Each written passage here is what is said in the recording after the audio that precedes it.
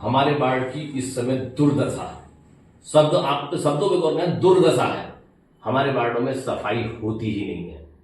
News studio Uttarakhand में आपका स्वागत है। मैं हूं राजेश शर्मा। हमारे बीच मौजूद है एक ऐसी शख्सियत जिसको पूरा शहर जानता है, वरिष्ठ अधिवक्ता प्रशांत वर्मा जी। प्रशांत वर्मा जी, आपका स्वागत है स्टूडियो में। धन्यवाद राजेश जी।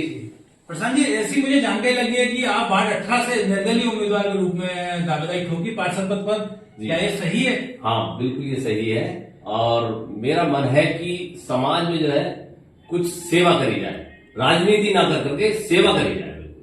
अपने बारे में कुछ बताइएगा। आप कहाँ तक एजुकेशन है? आपके फादर बड़े फेमस थे, थोड़ा सा जनता जानना चाहती है। मेरा नाम प्रशांत कुमार वर्मा, एडवोकेट, और मैं BA LLB पास हूँ और पिछले 30 साल से मैं इनकम टैक्स और GST की प्रैक्टिस कर रहा हूँ और एट प्रेजेंट में टैक्स बार एसोसिएशन काशीपुर का प्रेसिडेंट हूँ। बहुत बढ़िया, बहुत बढ़िया। और मेरे फादर भी काशीपुर के, इवन उत्तराखंड के टैक्सेशन के लीडिंग एडवोकेट रहे हैं और उन्होंने समाज की बहुत सेवा करी है और बहुत लोगों का बहुत साथ दिया है। नाम बताइए उनका। उनका नाम श्री शिव किशोर वर्मा एडवोकेट जी जी जी है।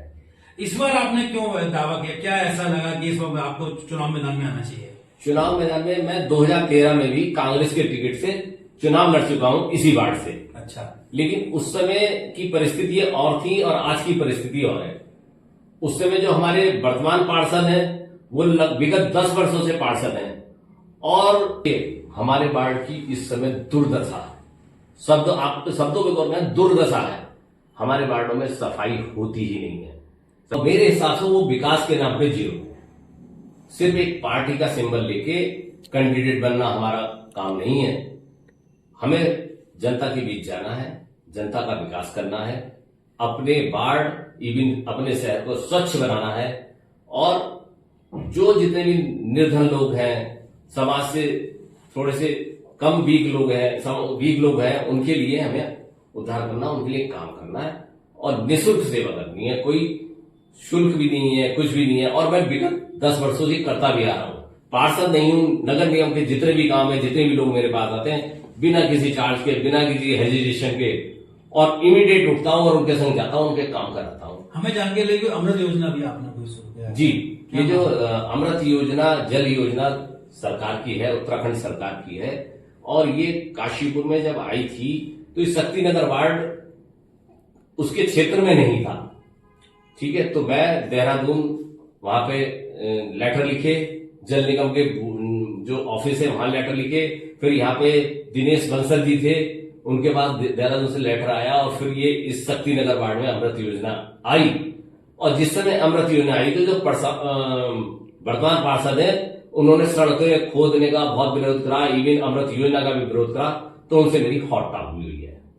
ठीक है, लेकिन फिर वो जब मैंने उन्हें समझाया तो वो मान गए और फिर आज अमृत योजना पड़ी है और लोगों को निर्मल जल मिल रहा है। और मैं आपको ये भी बता दूं, जो निर्धन परिवार है और जिनका 1000 फुट से नीचे का स्क्वायर फीट में मकान है, उनके लिए 125 रुपए में केवल कनेक्शन मिलेगा पानी का।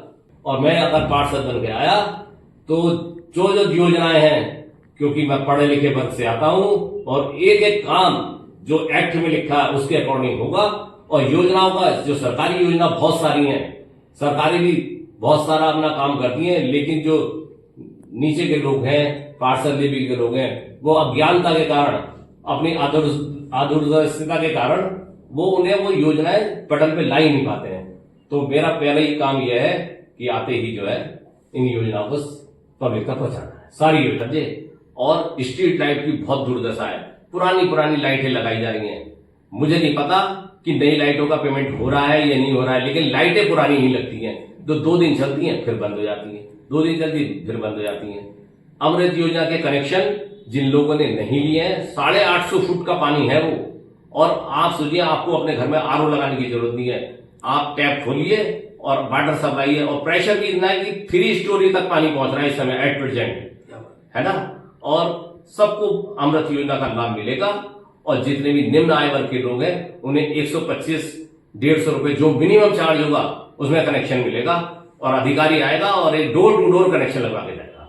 और बिजली की जो समस्याएं हैं, बिजली की बहुत ज्यादा कट ऑफ ज्यादा होती है, तो बिजली भी तुरंत मिलेगी।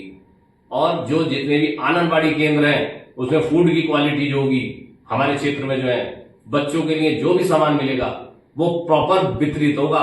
ये नहीं है कि वो वितरित ही नहीं हो रहा है। और एजुकेशन जो निम्न आय वर्ग वाले लोग हैं उनके बच्चों को फ्री निःशुल्क एजुकेशन सरकार दे रही है, लेकिन कुछ लोग उन तक वो सुविधाएं पहुंचा ही नहीं रहे हैं। तो आदमी को जागरूक करना, महिला सुरक्षा हमारे यहाँ पहला टारगेट है। 24 घंटे 7 दिन चीता पुलिस हमारे यहाँ गश्त लगाएगी। बाढ़ को ऐसा कर देना है कि एक भी महिला रात के 12 बजे या सुबह 5 बजे अपने घर से अकेली निकल जाए, कोई टच नहीं करेगा। धन्यवाद सर, धन्यवाद, थैंक यू, आपका बहुत बहुत धन्यवाद राजेश जी। और बाढ़ की जनता से अनुरोध करूंगा कि अपने बीच एजुकेटेड आदमी को लाकर विजयी बनाए, अपना मत दें। धन्यवाद। जय हिंद, जय भारत।